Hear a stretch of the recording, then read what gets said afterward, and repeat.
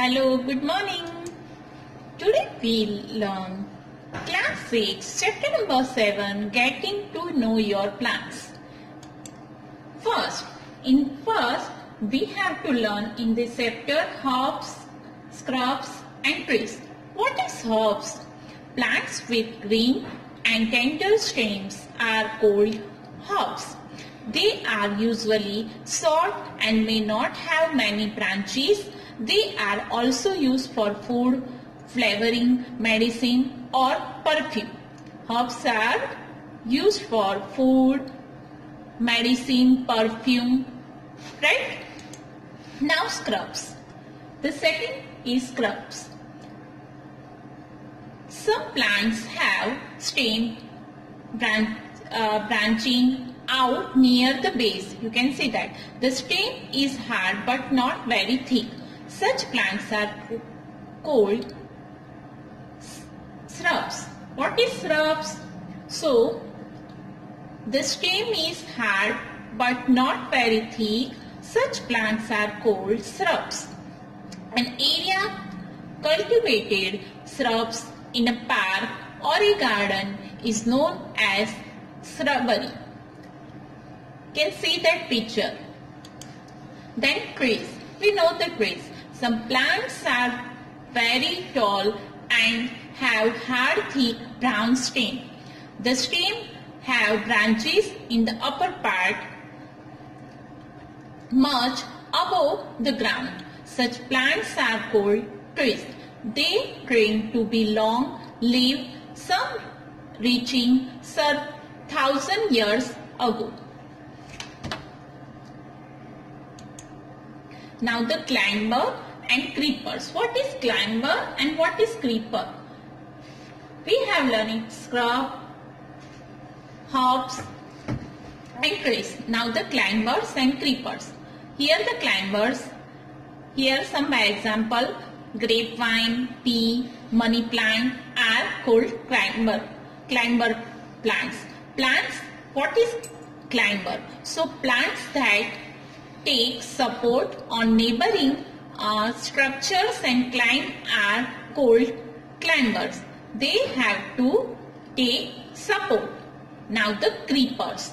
Plants with weak stem. They have weak stems that cannot stand upright and spread on the ground are called creepers. Creepers. There are some example. Pumpkin and watermelon is a creeper plants. Now stem. What is stem?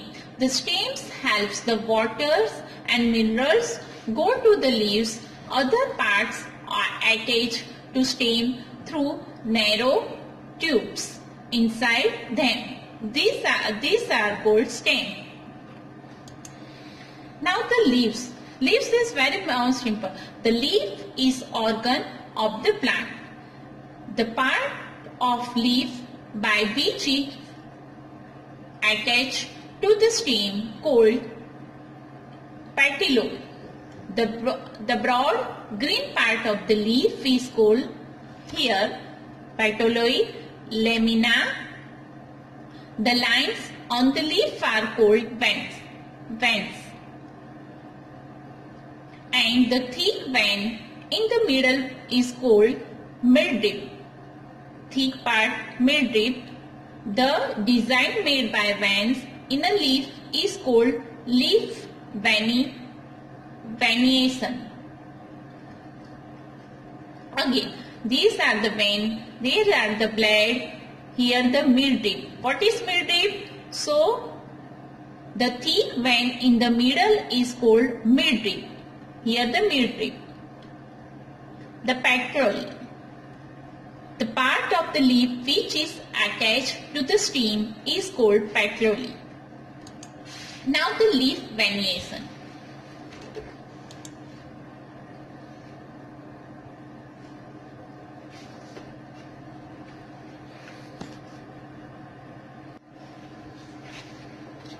Transpiration.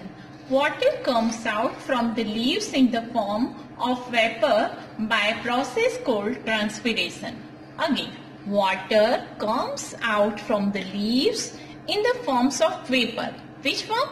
forms of vapor by process is called transpiration. Plants release a lot of water into the air. Plants release lot of water into the air through this process. What they release? Lot of water into the air in this process. Which process? Transpiration. Now the photosynthesis. Photosynthesis. Leaves prepare their food in the presence of sunlight and green color substance present in them. We know it very well. Leaves, where plants prepare their food, leaves prepare their food in the presence of sunlight and green color substance present in them. For this they use, what they use? They use water and carbon dioxide from air. This process is called photosynthesis. Again, leaves prepare their food in the presence of sunlight and green color substance present in them. For this, they use water and carbon dioxide from air. This process is called photosynthesis. Oxygen is given out in this process. What they given? Oxygen. Plants give an oxygen out this process. The food prepared by leaves ultimately gets stored in different parts. They prepare their food by leaves and get stored in different parts of plant as starch. What they call starch. Now roots. Roots is very most important part. The roots help in the holding the plants family in the soil. They are said to anchor and the plants to the soil. The roots helping, what they help? They help in holding the plants family in the soil. Now types of root. Types of roots are taproot and fibrous root. What is taproot? In a plant with a taproot system, the taproot is the largest, most central and most dominant roots from which other roots spirote laterally. Now fibrous root. The fibrous root system is usually formed by thin. You can see that is a very thin and moderately branching roots growing from the stem. Branching roots growing from the stem. There are two types of taproot and fibrous root. Now the flowers. A flower is the reproductive structure found in the plants. The prominent parts of the open flower are the petals. Open flowers, it's called petals. The small leaf-like structure are called sepals. Small leaves like structure are called sepals. Flowers, petals and sepals. Now parts of the flowers. Stamen and pistil. The stamen is the pollen producing reproductive organ of a flower. Here the you can see that picture stamen, right? And the pistil. What is pistil? The ovule producing parts of the flower is known as pistil. Now parts of the stamen.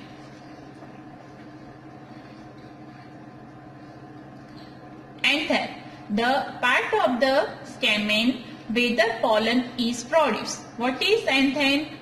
Anther, the part of the stamen where pollen is produced. Now the filament. The filament is a stalk that connects to the anther. Here the petals. Now then pistil, anther and filament. Right? Now parts of the pistil. We have to learn parts of the pistil style. It is a long slender, a stalk, then connects to the stigma and ovary. Stigma and ovary. Here the stigma and here the ovary. Stigma. It is a strictly platform at the top of the style where pollen is disposed. Now the ovary. Stigma. It is a strictly platform at the top of the style where pollen is deposited. And the ovary. Ovary, what is ovary? The enlarged basal portion of the pistil where ovules are produced. Now homework time, student. I hope you understand the chapter number 7, getting to know your plants. Bye bye. Thank you.